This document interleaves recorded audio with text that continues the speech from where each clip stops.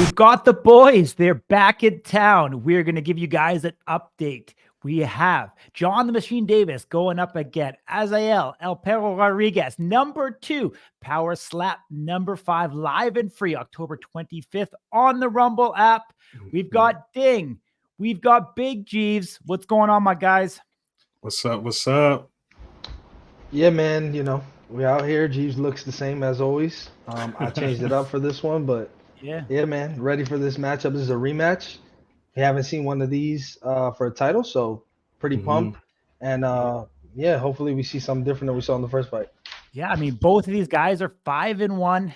Azael's only loss is to John Davis. We've seen, we've seen it kind of go under the radar this match. I think the other title fights are getting a lot of the limelight, a lot of the headlines. Why is this one kind of on the low key of the 4 of the night? Both of these guys, they're not really limelight guys. They both have great personalities and they have a lot to offer the sport. But you see John stay out of the limelight a little bit, especially after his injury. He's been recovering, so he hasn't had much to add to the sport in a sense. And then with Azael living out of country, it kind of delays the transmission of maybe what he's trying to get out. But both of these guys, they're quiet guys, but like you said, 5-1. Those records are amongst the top in Power Slap right now. And to see these guys be able to go at it for a title, this is going to be a huge matchup, October 25th. Yeah. What are you thinking, Ding? Yeah, man. So I think Azael was the asshole on the show, right? We all remember he was the drunk guy. He was the one who had a lot of the attention during the show from people in his division, above his division, below his division. And then we realized the guy can actually fight. He can take a hit. He can dish a hit. So I think he became a likable guy to the large population. Again, like Jeeves said, he's kind of off the radar. He lives in Granada, so not somebody that we see very often in the limelight. Although he did divulge, part of the reason that he got into this is that he wants to be famous. So I wouldn't be surprised if we see Azael really have something to prove here. He really wants to get redemption in this fight. And John Davis, to your point, Jeeves, I mean, he's been out of the limelight for a long time, especially since the injury. Before that, he wasn't really a show your face kind of guy. But recently, he's been getting out there. He's got some good partnerships going on. He's definitely been doing a lot of lives on Instagram, getting involved with the podcast community and some of those folks that are into the streaming on YouTube, on Instagram. So I think John Davis is picking up a few pointers and tips from somebody we know really well, Ryan, the King of King Phillips. Yeah, both guys from Ohio. I think John Davis is probably the most disrespected champion that we've seen here in Power Slap yet. He always gets slept on. Even on the betting community, sometimes in Vegas, as the champion, he's still going into the match as the dog by the time the actual the actual fight comes to fruition. So I think you're going to see a very similar trend once again. He's a very soft-spoken, well-mannered guy. He's been able to take care of business. However, this is the second time now that we have seen that shoulder pop out. So I hope he's been training the left. I hope he's getting ready to go on both sides for this matchup, because you never know how and where, it's going to go down. Wesley Drain, hard head. I mean, the guy just keeps on going. So, we'll see at the time away from John. I mean, he was just cleared, I think mid-September. So he's going to have probably 5 weeks of actual training before going into this matchup against Azael. We see Azael training like a dog. He's in the gym. He's doing his boxing this time around, which is something that's uniquely different than the previous matchup that he had, for the number 1 contender match. He decided to stay in Granada this time. The previous matchup, the number 1 contender match, he went back to San Diego for 2 months to train for that fight. So we'll see if that plays into the outcome whatsoever. He's kind of being a lone dog in this one, training, by himself, secluded. We'll see if that mental clarity allows him to be successful, because this is, obviously that second time going up against John. Let's start out with Ding. I'm going to give you John Davis. Let's kind of do the tail of the tape of John Davis and what has led him to this point. And then the matchup coming up on October 25th. Well, if you remember, John Davis won the championship in the first ever middleweight championship fight against John Davis. So these guys are meeting again at Power Slap number 5. In the midst of that, John also fought Wesley Drain. That was the match you alluded to earlier where he popped his shoulder out. Look, I think both of these guys have been on a collision course to get back to right where they are. But, Corey, you said it best, man. This is the second time that this has happened. These guys don't come back from this. I mean, you need your arm, you need your shoulder. It's very important in the sport, unlike any sport we've ever seen before, unless you're a pitcher or a professional baseball player. I just think that there's a lot of stress that you're putting on that one arm, and if John's relying on that arm showing up for him on October 25th, he may really be putting himself in a tough position because you just don't know what's going to happen when you get up there. Kudos to the guy. We've always been respectful and made something of the fact that he went to his left when a lot of guys won't. We've seen it before. Guys get hurt and they decide to kneel. The only two that have withstood the challenge and switched arms on stage when it matters is Ryan Phillips and John Davis. And so I think the guy earned our respect that way. Like you said, he's a little quieter, so maybe he doesn't get the respect that he deserves as a champion. However, he's up against somebody who's got a whole lot to prove, somebody who's been putting his pedal to the metal, if you will. And I really think Azael, has a lot to prove in this matchup. I think he's coming back for redemption, and coming off injury, there's definitely going to be some nerves.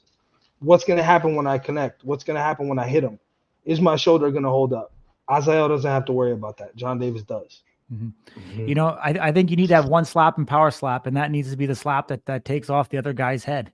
If John doesn't go out there and deliver his best slap that first time because there is, any nerves or any what ifs, it could be a dangerous formula. So I guess we'll see whatever strategy John employs in this matchup, but we know Azael's trained incredibly hard.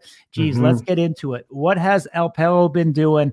What has allowed him to be in this opportunity to get a title match at Power Slap number 5?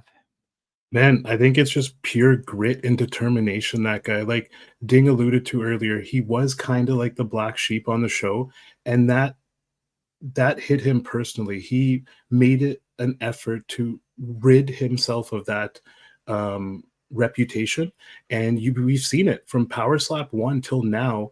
Azael is a different human being. He's been training, he's been dedicating himself to the craft. Both of these guys, though, they've had an event off. We didn't see either of them at Power Slap 4. So getting into those nerves, it might be a thing on both sides. But with Azael, if you guys go back and listen to our episode on the Slap Life podcast with him, he firmly believes that he was born destined for greatness, and this could be his arc. This could be that arc where Azael ascends to live up to what he's been growing towards. And we've said it before, man, 5-1, it's not a record to slap away. That is a very, very handsome record, and that one loss is to the man he is about to face right now. I think there's a lot of emotion going into this for Azael. This fight means a lot to him because it could help him write the future the way he wants it to be seen. So this is a big match for Azael, and I can't wait to see what all his work and his hard work that he's put into this shows for it. And I've been able to speak to, almost every power slapper who's ever, sat up there, at the table at a live event, in one way, shape, or form. We've probably done 5 or 6 interviews now with Azael. And, I think this guy welcomes being hit. I've never seen Azael, but I've never seen him once be worried about it, complain about it, think of, health, longevity, etc. You don't hear any of this stuff that we hear from some of the other power slappers. He seems to welcome it. He wants that stage. He wants that limelight. He wants the opportunities, at his disposal. Outside of that, I mean, John Davis obviously has been a formidable foe. We had his number last time. We haven't seen John. We haven't seen too much of him since. Obviously, we've seen the Wesley Drain fight. And then obviously Azael took care of business. If it wasn't Azael, I'll throw this out to both you guys. If it wasn't Azael, who else would it be in that division? I don't know if there's anybody else that's worthy of that title shot.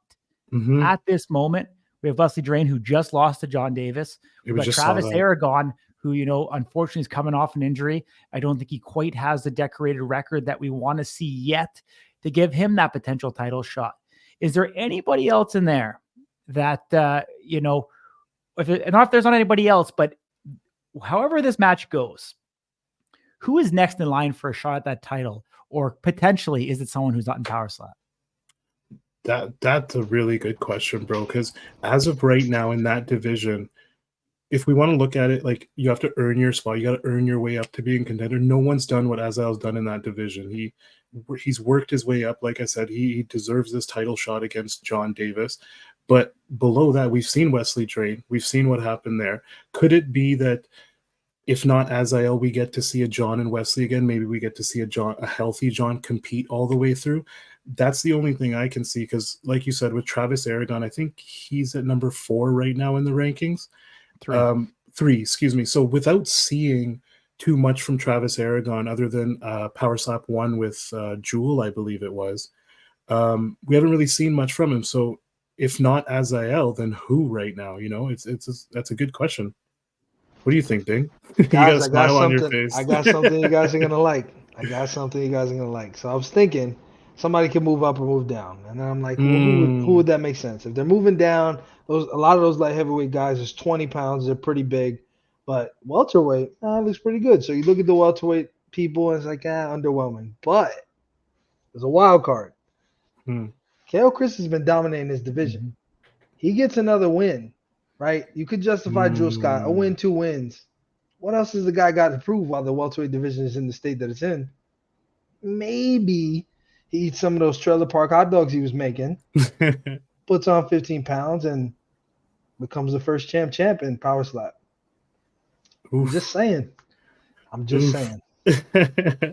Yeah, I agree with that. I think that would actually be electric. I think obviously Chris Thomas was previously a heavyweight. When he got into the show, he fought MMA at heavyweight. So I think Chris could definitely make that. I think Chris could, with a heavy hand, could be, an electrifying matchup for John Davis or whoever wins this match coming up. So that definitely, I think, would be the most exciting. Looking at the light heavyweights, structure wise, I'm not sure if there's anybody there that really makes a lot of sense to drop down.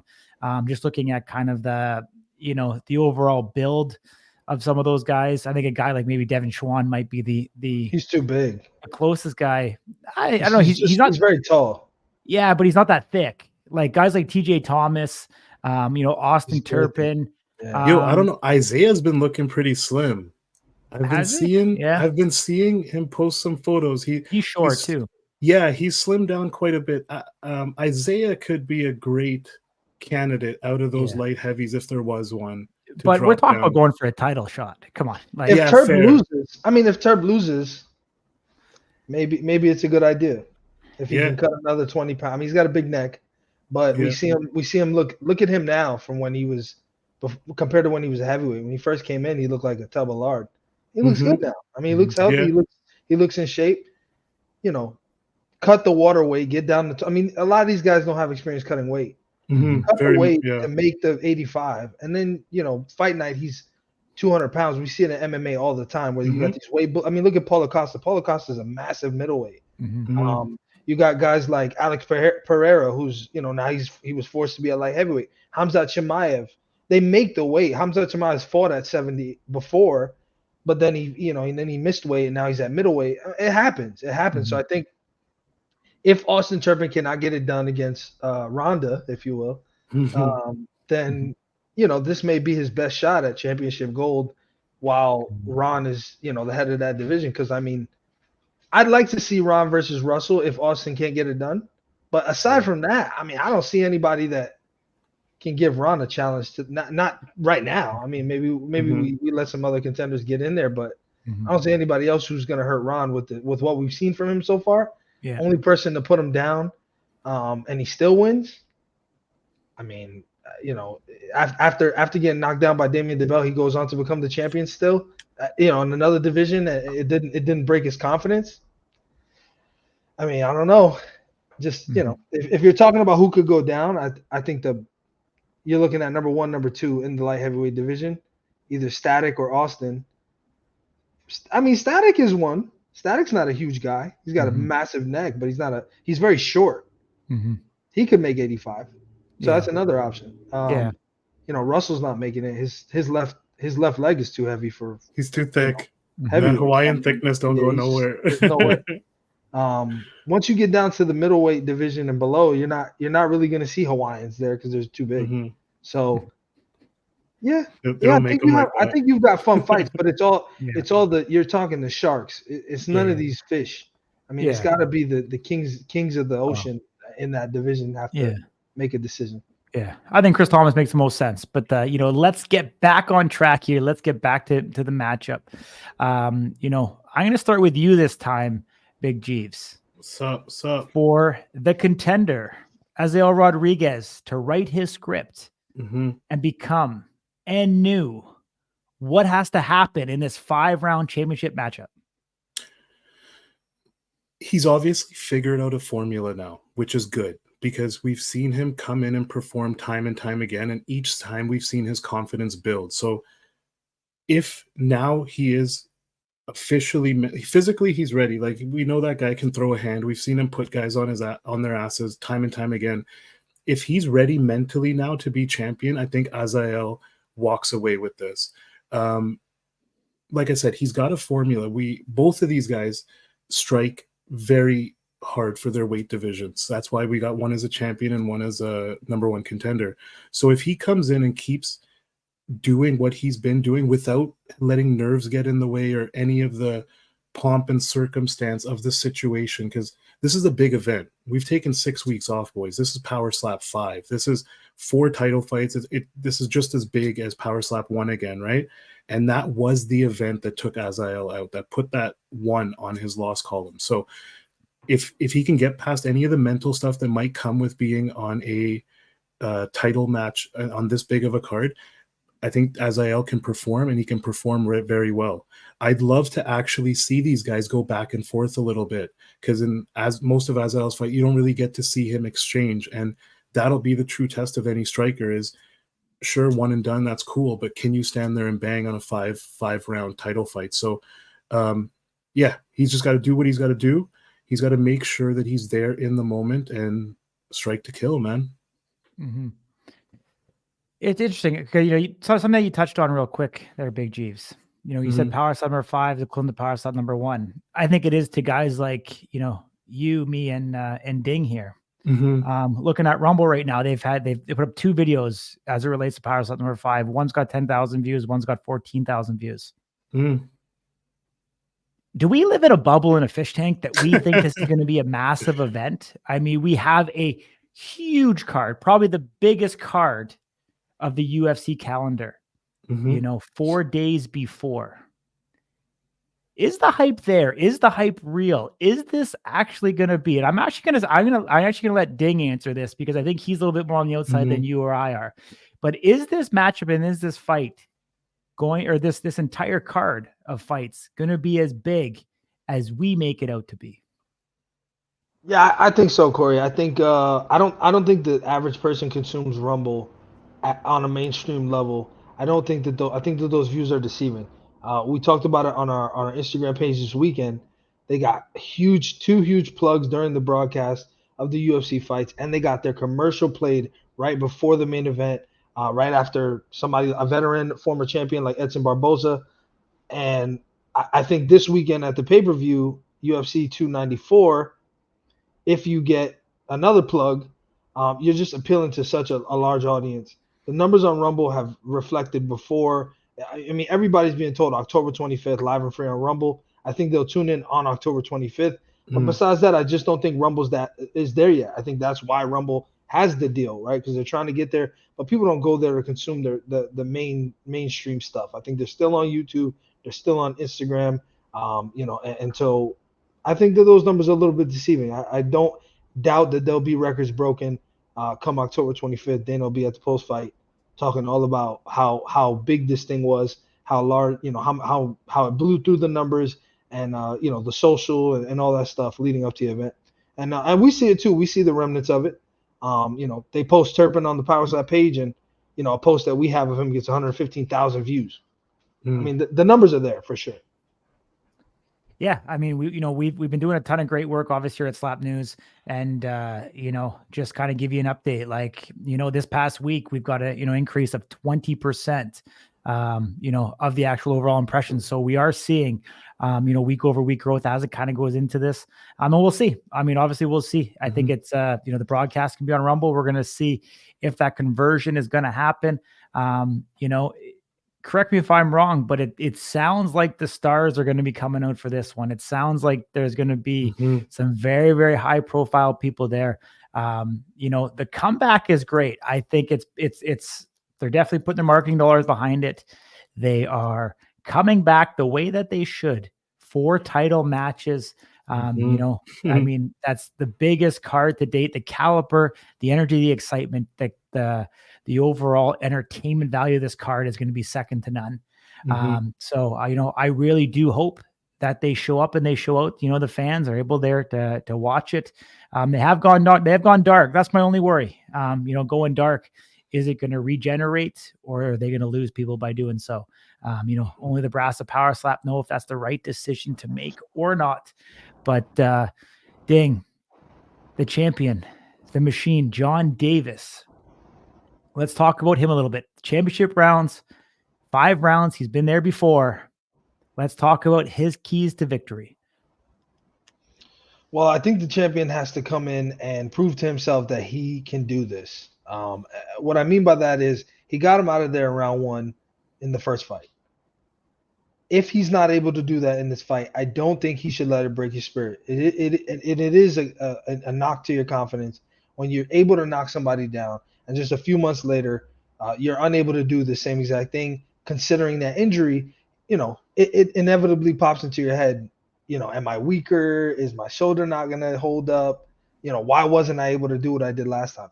I think John Davis has to trust himself. He has to stay the course. He has to understand that Azael's been hard at work, and he really has to be prepared for a 5-round fight here. Like you said earlier, his left hand has to be a part of this mix-up. It has to be part of his training regimen because we don't know what's going to happen if he goes up there and his shoulder gives him a problem. I wouldn't want to lose the championship because my shoulder doesn't hold up. And we were nervous about that in the first fight, right? He looked so out of his element when he had to use his left. And I would not like to see that happen to him again. I would hate for someone to win a championship because of an injury of the incumbent. I would prefer that everyone win the championship because they were better and not because something happened to somebody up there or whatever the case might be. So I think John has to be prepared for a 5-round fight. He has to make sure his left is available should he need to use it. And he has to make sure that regardless of what Azael does after strike number 1, that he's still in there. He keeps his head in the game and he's not put off of his game by the fact that Azael is able to stand there and take it because you can bet he's been practicing, he's been getting stronger, and he's been waiting for this moment to come back. Yeah, you touched on something there, Ding. We haven't mentioned this yet, but the one supreme difference between this show-off and their first one is that Azael strikes first this time. So let's see if that changes how this match rolls out, being that Azael gets first strike. So, I just wanted to mention that because you did touch on the fact that he strikes first. So, he won the coin toss. He's going into the title fight with being able to strike first, and they both had time off. So the person who gets struck first, it's definitely going to be a lot of emotion and a lot of things going through your head like, oh, yeah, this is what I do for a living. We're back. I think this one is going to be who wants it more. I see this going very deep. I could see this one very well going to round 4, round 5. I mean, maybe even a decision. I think it's going to be who can grin and bear, and bite down on that mouth guard and take it, and who has the will. I think this can be one of those. I think this can be one of those dog fights, one of those kind of Rocky type fights, as to who wants it more in the end. We know it means a lot to John Davis. He's got a big family that he's trying to, fend for. He's taken this incredibly seriously. He quit his day job to be able to train. So we know there's a lot on his shoulders for this particular matchup. And then we know Azael is incredibly hungry, like you said. He's not working right now. He's, training incredibly hard. We know his desire to, be in the limelight and the spotlight. And I think of anybody, this is going to be a true testament of the dog in both of these guys to be able to see who has it and who wants it more on this particular night. And we're going to see, was the first one a fluke by John Davis, Or, are we going to cement it then with, 2 back-to-back victories over Azael? So we'll see where this actually goes. I think this one here, obviously starting off the main card, with the title fights, is going to be one that I think a lot of people are underestimating and sleeping on from an entertainment standpoint, but could have fight of the night potential here, because I think both these guys are going to be gone with a lot of injury. I think they're both going to take substantial damage. We both know they can take a hit. And so I think we're going to see some flesh wounds in this one. And it's going to be exciting to see. And, who knows? It's always hard. I mean, all these title matchups, we think they're entertaining, and we'll see where they end up going. There's obviously some high profile guys, new guys like Kalani, Nate Bernard, who's burst onto the scene, and they're getting a lot of the attention, and the guys at Power Slap are really pushing these guys, young and fresh. But these two, let's call them old dogs, who've been around since day one as part of the House of Reality series, Road to the Title #1, squaring off, no slouches in their own right. And that experience is going to be on display come October 25th for sure. What do you think, guys? Anything else you guys want to add in regards to this matchup? Yeah, man. I just want to go off kind of like what you said there.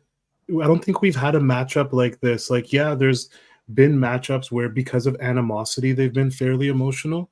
But that Rocky reference that you made, this is the first time in Power Slap where we've seen a match, I think, that means so much to either gentleman competing in it, that this could have fight of the night potential. I agree with you. Simply for that, we are going to see a battle, and we're going to see both of these guys leave their hearts out there. And I don't think we've seen that in Power Slap yet. And I think it'll be very powerful for the fans tuning in to actually see two guys just stand there and go to war for everything that they believe in. Yeah, man. I think to that point, Azael understands a very important aspect of this matchup. If he doesn't get this done, then what is next for him? How do you justify fight number 3 against the champion? And I don't think Azael wants to be in that position. And I can bet you that's part of the way that he motivates himself to make sure that come October 25th, he stands across from the man who beat him for the championship. And he doesn't see any way that he walks away from there without the championship belt for that exact reason. And so I think, to your point, it's impossible for them to not be emotionally invested here. John, because he's coming back from an injury, he has to prove that he's still the champion. He has to prove that he's recovered and that he's ready to be in there and to continue his reign. And Azael, because he has to prove that he's come back. He took time off and he can beat, so he can face adversity, he can come back, he can overcome it, and now become the champion against a guy who stopped him from doing that the first time. And this is the first time that we're seeing that in Power Slap. And so I think this is uncharted territory for all of us as viewers, as fans, as media, as strikers, as a promotion.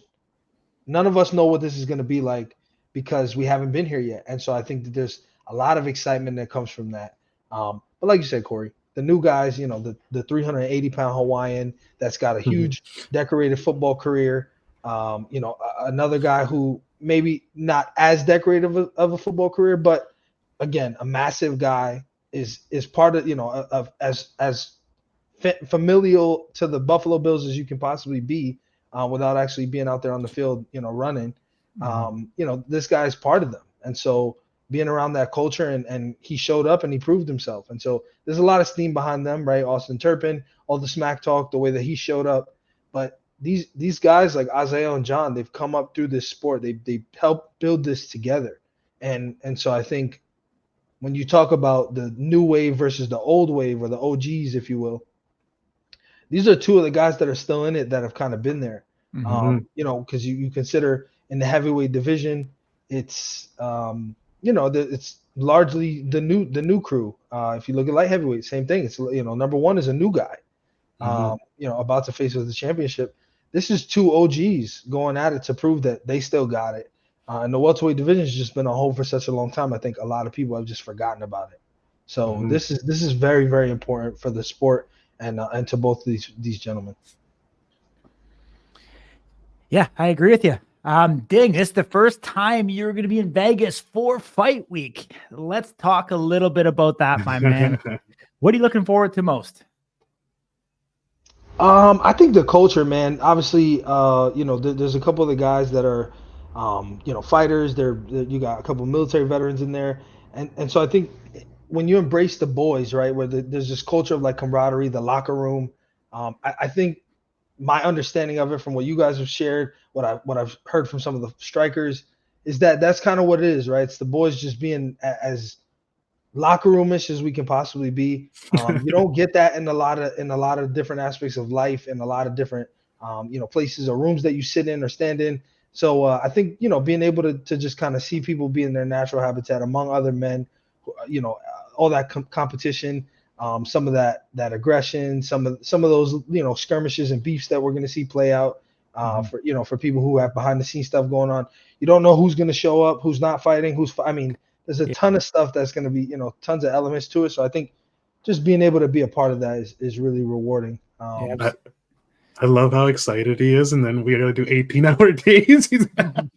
Nah, it's all good. My worst days behind me.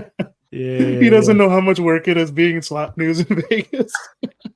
Totally. Well, I mean, I'm sure it's a vacay to get away from his kids and his wife a little bit. Yeah. So I'm sure he's looking forward to that. Hopefully, my wife's not watching this. Yeah, as much as he loves it, as she's over his right shoulder gets beat. Oh, good. Yeah. Don't worry. You have to wrestle for the jock straps from Jeeves. That's his favorite part, is caressing the ball sack of all these I've been fighters. collecting them. Yeah, mouth guards and jock straps. So we'll see. What do you do with those in private, Jeeves? No, we can't do that. Jeeves seems to have an ass and mouth fetish or something going on here. I don't know. I have an underground market of used mouth guards. Okay. Collecting the DNA and he's perfecting the perfect slap fighter. Exactly that. We're building the perfect striker for Erica and Frank. Some Canadians fucking interesting people. Awesome, man. No, it's gonna be good. It'd be great to have the whole crew out there. I mean, who knows? We might see Ryan Phillips versus the Chicken Coop. We've got Cody Vallow. We've got Young Camo. We've got Paul T. Cody Cox. We've got a bunch of these guys in the Chicken Coop right now. And we'll see if that takes place on October 26th, Fremont Street, live and free in person in Vegas. As long as they keep it in the circle on Fremont, everything's legal, bro. They just have to stay in that circle. If somebody announces that Ryan's out of the fight, we know what happened. What happened? Young Camo sniped him? Got jumped on Fremont. Right, man. We're gonna have to get you security, bro. I don't know what happened to Ryan, man. He's turned into the Tasmanian devil.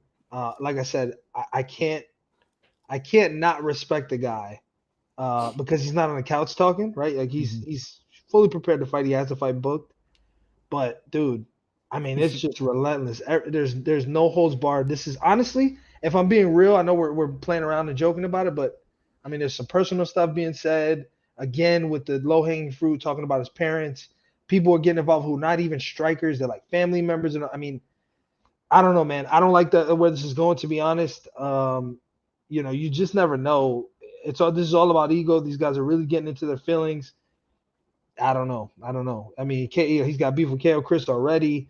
Chris is out there, or he's going to be out there because he's coaching. I don't know, man. I don't know. This is why Power Slap 5 is going to be an unreal event. Not only are we going to get to see who the real 185er is out of these two boys, John and Azael, but we're going to get to see some, I think, offsite fireworks with the way things are going. Hopefully they're filming when it happens. That'll be the Bad Girls Club type stuff that we need. Yeah. For sure. That'll go viral. Yeah. I mean, right now, they're filming the reality series. The second season of it right now in Vegas. As you said, KO Chris is out there. Ding's looking at me if I'm even allowed to talk about this. But... I didn't know that. I don't know what you're talking about. Okay. No idea. Yeah. Pretty well known. There's enough of the fighters. Chris Debo and those guys let us know that they're going there for the reality series. Young Camo let us know that he's not. Young Camo blew up the spot by saying he's not going a day before. Yeah, so we'll hang on the strikers for letting us know that is taking place. So shout out Young Camo for letting us know that it was a day before. There we go. So what if Chris is Ryan's coach? Oh man, what What a way Oh, to turn that the would be tables. amazing. I That mean, would there's a be 50-50 unreal. chance. Yeah. You think Power Slap gives a fuck about their little Facebook banter? Dana and Frank don't give a rat's ass about that. So I would like to see you keep the same energy, though, right? If you got a problem with somebody and they turn up to be your coach, keep the same energy. Yeah. Yeah. I wonder if oh, this is epic. This is epic. I don't know if you can, the camera will focus on it. I don't know, maybe not. What are we Dana? looking at? It won't. What's that? Fuck It Friday? Oh yeah. The ball sack thing. Yeah. Is that a real shirt or is that a? No, that can't be real. No, can it? he wears a green sweater that looks Okay, like okay. that, but it doesn't have any balls on it. So somebody Oh, just okay. they just superimposed it with whatever. But it's kind of like the wheelbarrow with Alex Volkanovski.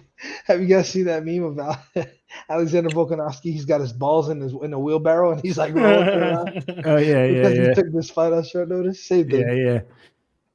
But Yeah. this will all be interesting, man. I'm excited. Yeah. And thanks to you guys, I get to see it live, and I'll hear the crack, the whip crack, if you will. Yeah. But we'll see what happens, man. There's a lot of different things at play here.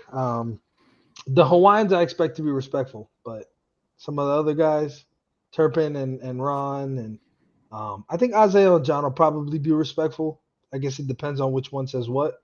Mm-hmm. But I think, generally speaking, you have some wild cards in there, like Ryan Phillips, and we'll see what turns up of that. He's really he's going hard at being the bad guy here. Mm-hmm. If Ryan Phillips doesn't pull it out, can he come back from this? I heard there's a spot at Jiu-Jitsu.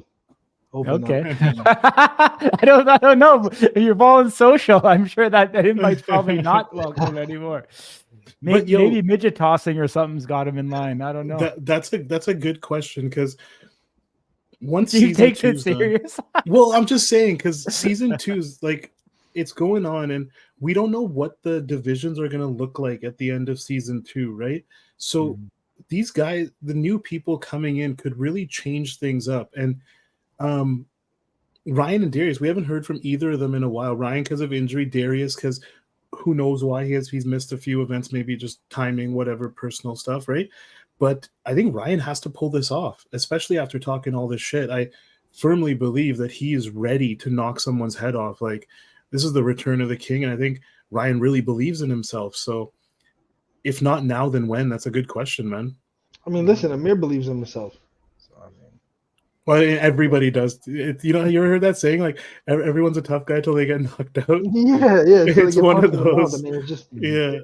Listen, somebody's got everyone's number. At some point, KO Chris won't be KO Chris anymore because he'll be on the wrong side of a hit. Everybody's day comes. We haven't seen his day come yet, but it comes. And I think, to be honest, probably could have selected better coaches for season 2. I don't think that he's been off for so long. I think people have kind of forgot about him. It's not like he built up a bunch of steam and then went away. He built up some steam for a short period of time and then disappeared for the last three events. And now you bring him back as a coach, and what people are suddenly going to rush to watch the show. I just think that some better choices could be made, right? If you wanted to do it, do the super heavyweights. Put the Hawaiians as coaches, and then have them do the super heavyweights. So the guy that has one matchup, the guy that's had one fight. Well, wasn't there a rumor that it was supposed to be Crazy and Slap for Cash was the first ever coaches? Oh no, I wasn't signing off on that. Yeah, I mean, apparently Phillips has two matches, both losses, and he was a coach for. I think Phillips and Dwayne would make great coaches. I agree. Let's just be real, because they actually are invested in the upcoming of these fighters. I think those two would make unreal coaches for any season, whether it be an event or a show. Dwayne and Ryan, and to have them go against each other after, that would be ideal, bro. Yeah, but I mean, I don't know. When was the last time Conor McGregor fought? Like, he just came off the series. Sean Strickland's champion. What are we doing right now? I don't understand. Well, I'm just saying. I know. Like, but I'm just saying. Conor McGregor when was the last time he fought? Has he even fought in 2023? No. No. So at least Chris Thompson got that on his record. Yeah. He's Conor McGregor. I mean, He's KO Chris. 6-0. Yeah. No. Come KO on, Chris my man. No, you're saying that KO Chris. You're saying that KO Chris is to power slap what Conor McGregor is to MMA.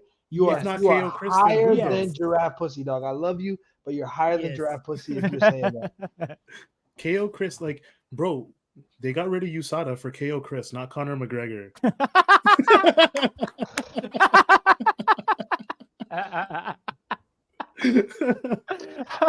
I hope you guys think it was for Conor McGregor? No, nobody moves the sport like KO Chris. If this doesn't get cut out, I'm not knocking on anyone for opioid use or otherwise.